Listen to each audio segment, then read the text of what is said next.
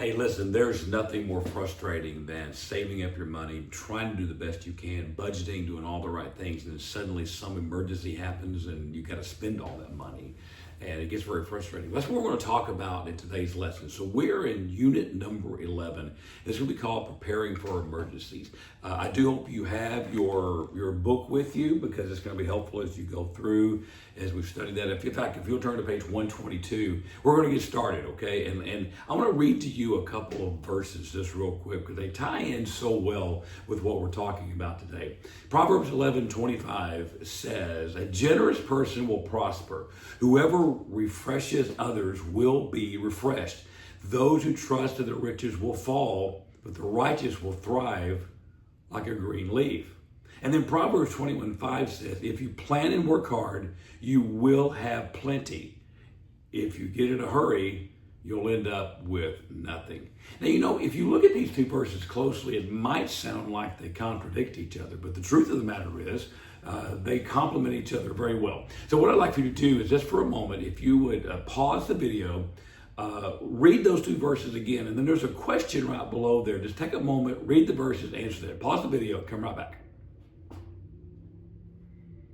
Okay, so I hope you had a moment just to take a moment to answer that question. How do you balance the need to save and prepare in face of emergencies with God's encouragement to trust Him to provide all things? And that's really the key. Do you trust God to provide all the things that you need? You know, we've been covering, and every single week we've been talking and learning about Eva and Isaac. And I've grown to love them a lot because they are pretty special. And they deal with so many of the things that we deal with every single day. So listen to our story today because we'll see that they had a problem too. We're on page again, 122. Read along with me. Isaac and Eva high five. They were encouraged at their new job and school prospects. But it seemed that every time they start to get ahead, something sets them back. That sound familiar? Last weekend, Eva's younger brother Charles lost his job at the chicken processing plant. He had developed a health condition due to poor working conditions, and the factory had missed out. We missed out several days of work. Now, Charles needs medicine that costs $450, but he has no income to cover it. Isaac and Eva and Dolores discuss how they will help pay for it. You know, Eva is actually angry and sad. She puts her head in her hands and she sobs. Every time we get ahead, we end up having to cover for somebody else, she thinks. Isaac tries to comfort her, but the truth is he's discouraged too. Just when things couldn't get any worse, an electrical short blows a fuse on their brand new dryer and the house loses power. Lester, the landlord, takes his time, but he finally stops in the next week. He refuses repair the system, saying hey, it's not your fault. So Isaac and Nate, a trustworthy neighbor, repair the wires and the dryer, and it cost them $40. You know, when it rains, it pours, Isaac thinks. He sighs. He's almost $600 saved in the credit union. They had just at a long-term savings goal for good used cars that Eva could get to night classes and eventually to the new manager of her new job. Now it seemed like they must start all over with savings. However, Eva is proud of Isaac for fixing and wiring the dryer.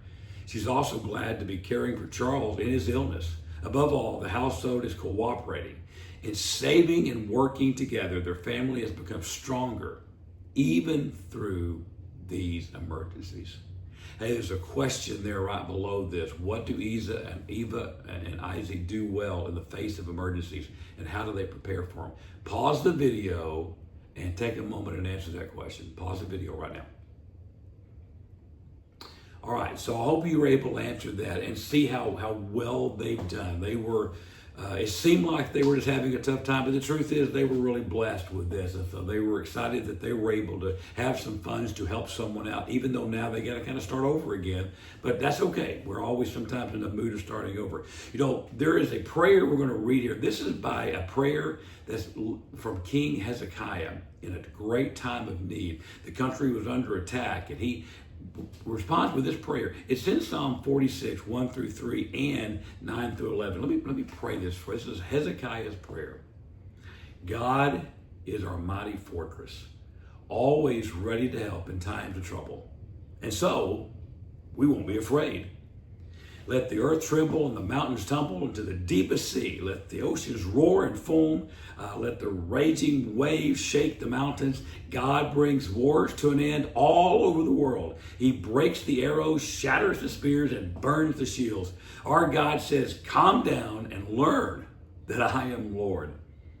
And the nations will honor me. The all-powerful Lord is with us. What a great prayer from Hezekiah, even though he was going through some tough times. So once again, turn to page 124, and just for a moment, pause the video.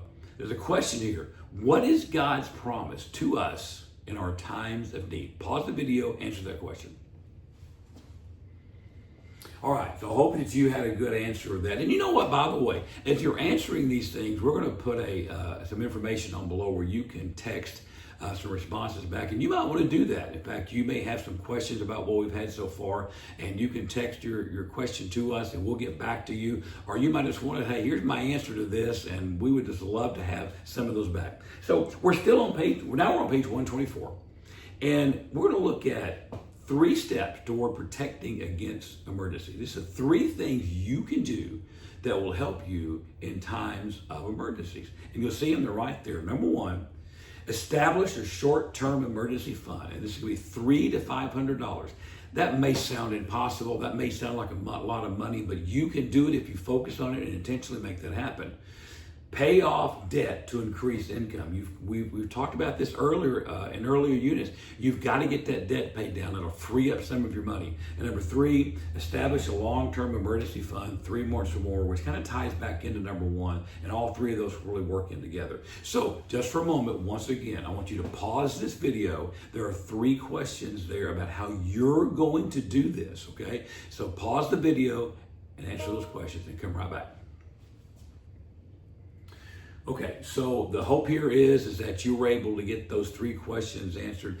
Again, if you have any questions or concerns about these things or are not quite sure how to do that, we want you to get a hold of us. And again, we've got information on here how you can do that. You can talk to your facilitator or you can get to us. We'll get back to you. If you want to set up an appointment to come in and talk, we will sit down and talk through this. And again, if you see on the top of page 125 there, you've got the place where you can put your monthly expenses in there and you can multiply that out for the 3 months and you can come up with your number.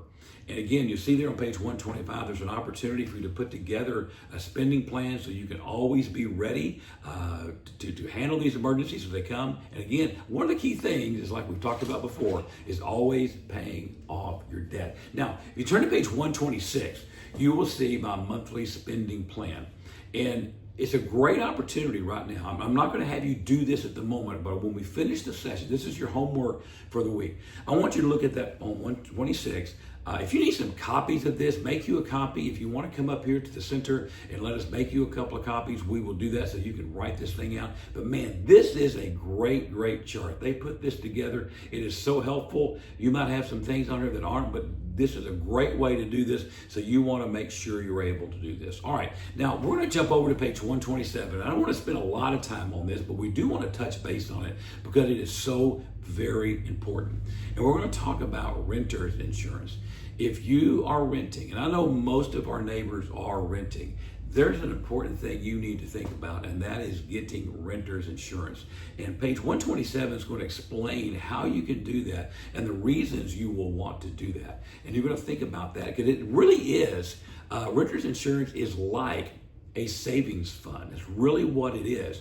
Because if something happens to the items that you have in the home that you're renting, then you need to be able to replace those. And you'll see on there that there are some ways that you can do that, in some cases for some very minimal cost. So I want you to look at page 127 there. Read that role play on renter's insurance real quick. And then you see a couple of questions down there at the bottom. Pause the video just for a second. Read that, answer those, and then come on back. Pause the video, come back. All right, so you looked at those, and once again, I am telling you, we are here to help you. So if you're not quite sure how to do that renter's insurance, set up an appointment with us, with myself, or with Cammie, or with Heather. We want you to come in here, and we will sit down with you and look up some options so you can get that renter's insurance taken care of. All right, turn over to page 128, and what you're going to see here over the next couple of pages is just the examples of some insurance that you pretty much have to have, whether you Want it or not, okay, you really need it, or whether you think you need these things. First of all, on page 128, you'll see the issues of car insurance. It's just a legality thing that you have to have car insurance. There's a couple of different kinds. There's liability and collision. You can look on there. You can make a decision based on the kind of vehicle you have. Once again, talk with us. We'll help you through that. On the next page there, 129, is talking about renter's insurance. And once again, we'll help you with this, but it tells you how you can deal with that. And finally, on page 130, there's some information about health insurance. This is the one that gets super, super tricky. And I know it gets really frustrating. But again, come in and see us. Let us talk through you on this about some ways that maybe we can help you with this. Listen, we really want you to understand. You've done such a great job as you have worked through all these sessions so far. You've been working on your budgeting. You've been saving money. You've learned how to avoid predator type loans and get into the banking issues that you're doing with true, legitimate, trustworthy loans. You're doing your best to save your money and to figure out how to do it. You're trying to figure out how to pay off your debt so you'll have more cash to work with. But emergencies happen. They just simply do. And I'm serious. I keep saying this, but I say it because I mean it. Contact us if you'd like to sit down with us and we can work through any of these units with you, but especially this one, we can talk through some of these things, these different types of insurance. Again, thank you so much for the great things that you're doing. I hope you've enjoyed this course. You know, we really only have one more left here, and then we're going to be through. And you're going to be able to just have a great life, because that's what we want for you, is to be a good steward of your money. We'll see you next time.